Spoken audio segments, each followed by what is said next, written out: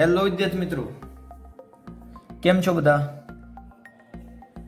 તો હવે આજના વિડીયોમાં આપણે યુનિટ 3માં આગળ વધીએ. તો અત્યાર સુધીના વિડીયોમાં આપણે યુનિટ 3માં એક્ટિવિટી 3 પછી તેના ક્વેશ્ચન આન્સર જોયા. હવે આપણે એક્ટિવિટી 3માં જે આગળની એક્ટિવિટી છે બી, સી, ડી વગેરે આજે કમ્પ્લીટ કરીશું. તો તેમાં સૌપ્રથમ છે sentences are mixed up here. કે here એટલે અહીંયા sentences એટલે વાક્ય, mixed up એટલે ભેગા છે. Identify sentences for Siddharth, Eva and Nitin. એટલે કે સિદ્ધાર્થ, ઈવા અને નિતિન માટેના વાક્ય આઈડેન્ટિફાઈ એટલે શોધો. રાઇટ ધેમ બિલો એટલે નીચે, રાઇટ ધેમ એટલે તેને લખો. હવે અહીંયા જો તમને પેરેગ્રાફમાં બહુ બધા વાક્ય આપ્યા છે.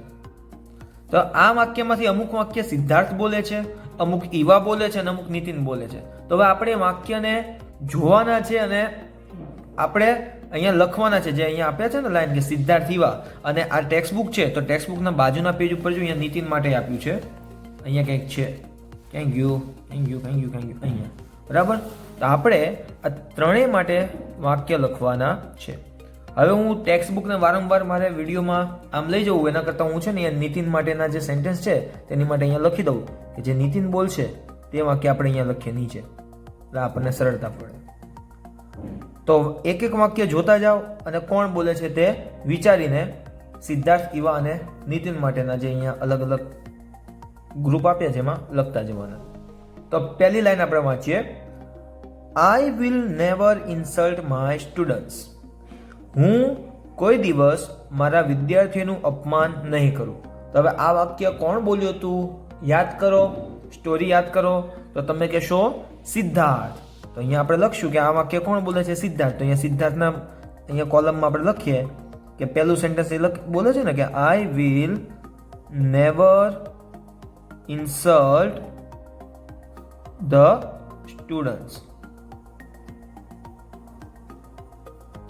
ચલો, એ રીતે બીજી લાઈન જોઈએ. I will learn sky gazing. હું સ્કાય ગેઝિંગ એટલે આકાશ દર્શન શીખીશ. હવે આવું કોણ બોલ્યું હતું? ઈવા. કારણ કે ઈવાને જ બનવું હતું ને, સ્કાય ગેઝિંગ શીખવું હતું અને તેને શું બનવું હતું? ઓર્ગેનાઇઝર બનવું હતું ને, ટ્રીપ ઓર્ગેનાઇઝર. એટલે શું? આ લાઈન કોણ બોલે છે? ઈવા. તો અહીંયા ઈવાના લાઈનમાં આપણે લખીએ I will learn sky gazing. ચલો, બરાબર. થર્ડ લાઈન જો. I will keep a shed of cows. હું ગાયનું ગમાણ એટલે જેને દેશી ભાષામાં તબેલો કહી શકાય, તો કે હું ગાય માટે ગમાણ રાખીશ. તો આ વાક્ય કોણ બોલ્યું હતું? નિતિન. તો અહીંયા આપણે લખીએ I will keep a shed of cows. બરાબર. ચલો, આટલું આવડી ગયું. હવે ચોથી લાઈન જોઈએ. I will study about birds, butterflies and trees. હવે આ વાક્ય જોજો કોણ બોલ્યું હતું કે હું બર્ડ એટલે પક્ષીઓ, પતંગિયા અને ટ્રીઝ એટલે વૃક્ષો, અબાઉટ એટલે વિશે અને સ્ટડી એટલે ભણીશ કે શીખીશ. તો કે હું પક્ષીઓ, પતંગિયા અને વૃક્ષો વિશે ભણીશ. તો આ કોણ બોલ્યું હતું? ઈવા. ઈવાએ કીધું હતું ને એને શું બનવું હતું? Trip organiser. બરાબર. તો એમાં એણે પ્રકૃતિ વિશે બધું જાણવું હતું, તો આ બધા વિશે જાણવું પડે ને. તો આ વાક્ય બોલ્યું હતું Eva. I will study about birds, butterflies and trees. ચાલો, બરાબર. હવે એના પછીનું સેન્ટેન્સ જોઈએ. We will do hands on activity. We will do hands on. હવે હેન્ડ્સ ઓન એટલે પ્રત્યક્ષ એક્ટિવિટી એટલે પ્રવૃત્તિ, એટલે કે જે એકબીજાની સામે રહીને કરી શકાય તેવી એક્ટિવિટીને કહેવાય હેન્ડ ઓન. બરાબર, હેન્ડ્સ ઓન આવ્યું હતું ને. યુનિટમાં આવ્યું હતું. તો એ જ લાઈન અહીંયા આપી છે. તો આ વાક્ય કોણ બોલ્યું હતું? સિદ્ધાર્થ. સિદ્ધાર્થે કીધું હતું ને કે હું મારા વિદ્યાર્થીઓ સાથે રમીશ, અલગ અલગ એક્ટિવિટી કરીશ. બરાબર. તો અહીંયા વાક્ય સિદ્ધાર્થમાં લખશું આપણે, we will do hands on activity.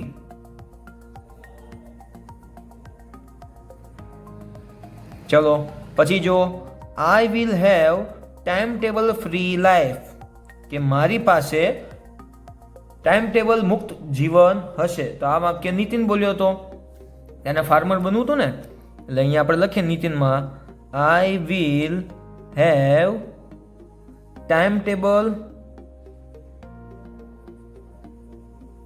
Free life. ચલો આગળ જોઈએ. I will grow organic food, હું ઓર્ગેનિક એટલે શુદ્ધ ખોરાક ઉગાડીશ. કોણ ઉગાડશે? નીતિન, કારણ કે નીતિને જે ફાર્મર બનવું હતું અને ફાર્મર જ આવો સારો ખોરાક ઉગાડે. બરાબર. તો અહીંયા આપણે લખશું નીતિનની લાઈનમાં કે આઈ વિલ ગ્રો ઓર્ગેનિક ફૂડ.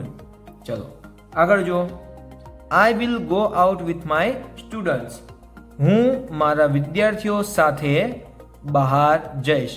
તો આ બોલ્યો તો સિદ્ધાર્થ. તો કે I will go out with my students. ચાલો આગળ જોઈએ. I will find out the beautiful places in Gujarat, કે હું ગુજરાતમાં, ગુજરાતમાં બ્યુટીફુલ પ્લેસીસ સુંદર સ્થળો, વિલ ફાઇન્ડ આઉટ ગોતી નાખીશ. તો અહીંયા આ વાક્ય કોણ બોલ્યું હતું? ઈવા, કે I will find out the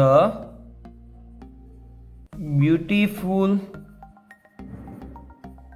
places in Gujarat.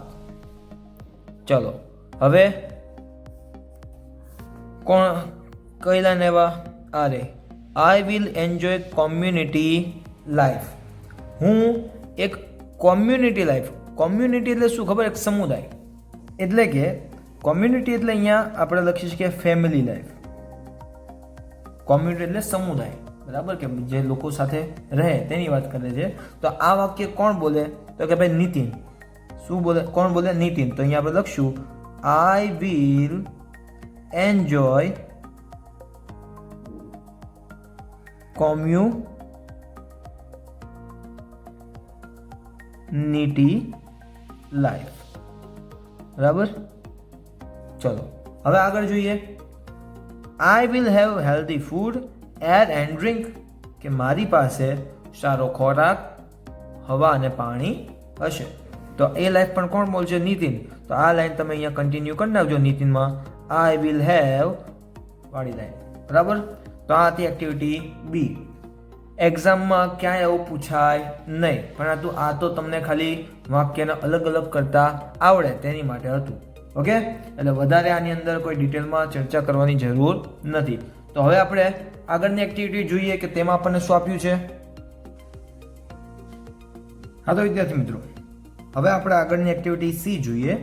તેમાં આપણને કીધું છે કે write true or false for each sentences, કે દરેક વાક્ય માટે ખરું ખોટું લખો. Correct the false statement and say it to the class, કે જે ખોટું વિધાન છે તેને કરેક્ટ એટલે સાચું કરો અને તે ક્લાસમાં કહો.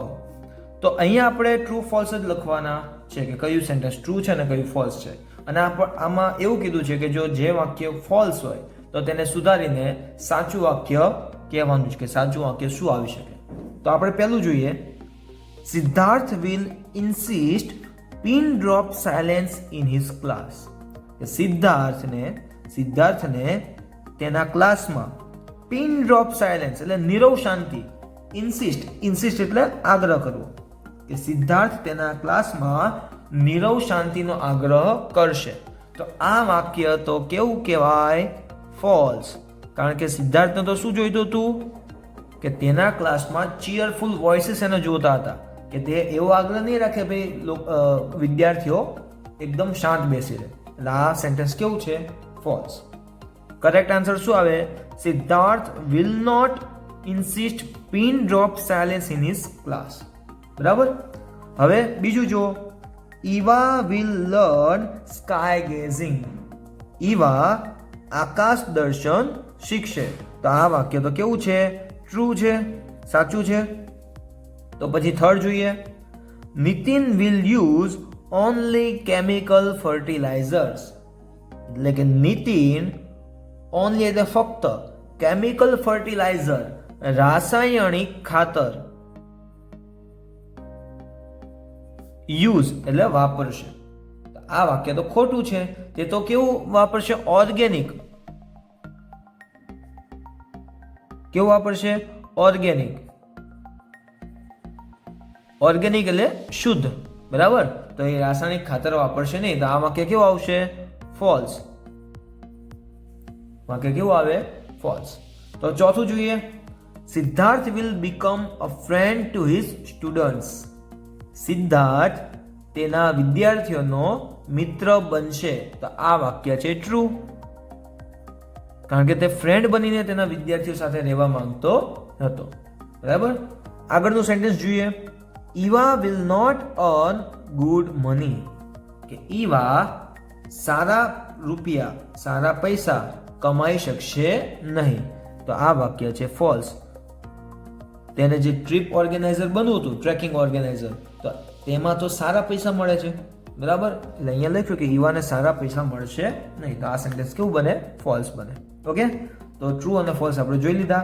હવે આગળની એક્ટિવિટી છે ડી. તેમાં આપણને કીધું છે who can speak these sentences. કે નીચેના વાક્ય, આ વાક્ય કોણ બોલી શકે? એટલે કે ટેક્સ્ટ બુકના વાક્ય હોય અથવા તો તેને લગતા વળગતા વાક્ય હોય, તો કે આવા વાક્ય કોણ બોલી શકે? Write their name. તેમના નામ લખો. એટલે આપણને ખબર છે કે સિદ્ધાર્થ, ઈવા અને નિતિન, આ ત્રણની વાત આ ચેપ્ટરમાં થઈ છે. તો આ ત્રણમાંથી આ નીચેના જે 5 વાક્ય આપ્યા છે, તો તે કોણ બોલી શકે તે આપણે શોધવાનું છે. તો ચાલો શોધીએ. Students keep quiet, there is a bird in that tree. એટલે કે અહીંયા આપણને કીધું છે કે આ વાક્ય છે કે સ્ટુડન્ટ્સ કીપ ક્વાઇટ, કે વિદ્યાર્થીઓ શાંત રહો. બરાબર. કે શાંતિ જાળવો. There is a bird in that tree. કે તે ઝાડમાં એક પક્ષી છે. હવે જો સ્ટુડન્ટ્સની વાત આવી, તો સ્ટુડન્ટ્સની વાત કોણ કરતું હતું? સિદ્ધાર્થ. તો આ વાક્ય કોણ બોલી શકે? સિદ્ધાર્થ.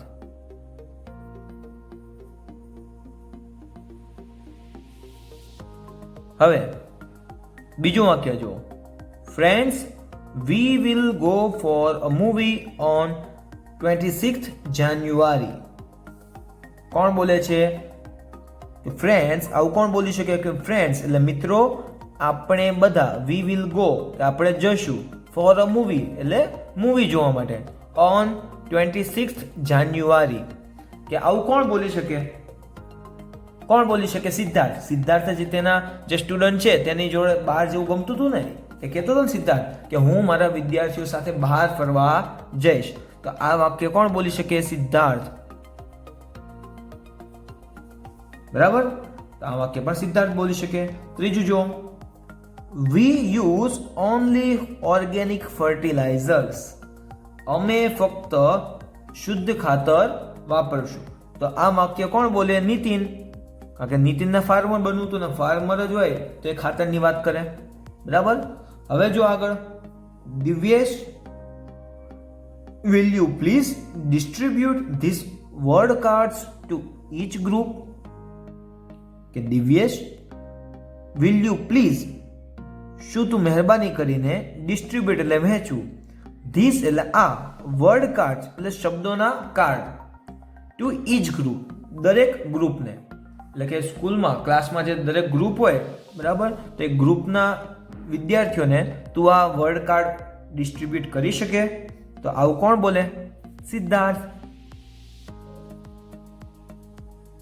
એટલે આ વાક્યો કોને રિલેટેડ છે ખબર છે? કે ધારો કે કોઈ સર કે ટીચરે કોઈ ક્લાસના મોનિટરને કે કોઈ વિદ્યાર્થીને કીધું હોય કે ભાઈ આ જે કાગળ કે કોઈ મટીરિયલ છે તો કે ભાઈ બધા ગ્રુપમાં વેચી દો. તો બસ એવું વાક્ય અહીંયા આપ્યું છે. બરાબર. છેલ્લું જોઈએ. વી supply 200 liters of milk to the dairy every day. We supply 200 liters of milk to the dairy every day. કે દરરોજ અમે ડેરીને 200 લીટર દૂધ સપ્લાય એટલે પહોંચાડીએ છીએ. તો આ કોણ બોલી શકે? નીતિન. કોણ બોલી શકે? નીતિન. કારણ કે નીતિન પાસે ગાય હતી. બરાબર. એટલે મીન્સ કે તેણે કીધું ને કે તે ગાય રાખશે તો ગાય શું આપે? દૂધ. તો એ દૂધ ડેરીમાં મોકલશે. બરાબર. તો આ વાક્ય નીતિન બોલી શકે. તો આ હતી એક્ટિવિટી 3 માં બી, સી અને ડી. હવે આના પછી એક્ટિવિટી ઈ છે કે what will you become? A teacher, trekking organiser or farmer. કે તમે શું બનશો? ટીચર બનશો, ટ્રેકિંગ ઓર્ગેનાઇઝર એટલે કે જે ટુરિસ્ટ આવે ને, ટૂર વ્યવસ્થાપક, અને ફાર્મર, કે આમાંથી શું બનશો? What will you do then? અને પછી તમે શું કરશો? You can add new ideas also. અને તમે નવા આઈડિયા પણ તેમાં ઉમેરી શકો છો. એટલે કે તમને તમારા મનના વિચારો અહીંયા લખવાના છે કે તમારે ટીચર બનવું છે કે ભાઈ ટ્રેકિંગ ઓર્ગેનાઇઝર કે ફાર્મર, અને તે બન્યા પછી તમે શું શું કરશો તે તમારા શબ્દમાં વાક્ય ઇંગ્લિશમાં લખવાના છે. તો આ તમે હોમવર્કમાં કરી શકો છો. આ તો પોતપોતાની મરજીનું કામ છે, એટલે મારા શીખવાડવાથી કંઈ થાય નહીં. ઓકે, તો એ તમે હોમવર્કમાં ઘરે ટ્રાય કરજો. હા, તો વિદ્યાર્થી મિત્રો, યુનિટ 3ની કામની બધી જ એક્ટિવિટી લગભગ આપણે અહીંયા કમ્પ્લીટ કરી છે. જે બીજી બધી એક્ટિવિટી છે તે એક્ઝામ પોઈન્ટ ઓફ વ્યૂથી એટલી બધી ખાસ આઈએમપી નથી. બરાબર. એટલે આપણે અત્યારે તે કરતા નથી. તો આજના વિડીયોમાં આટલું રાખીએ છીએ અને બીજી બધી એક્ટિવિટી સાથે આપણે પછીના વિડીયોમાં મળશું. ત્યાં સુધી મળીએ નેક્સ્ટ ટાઈમ.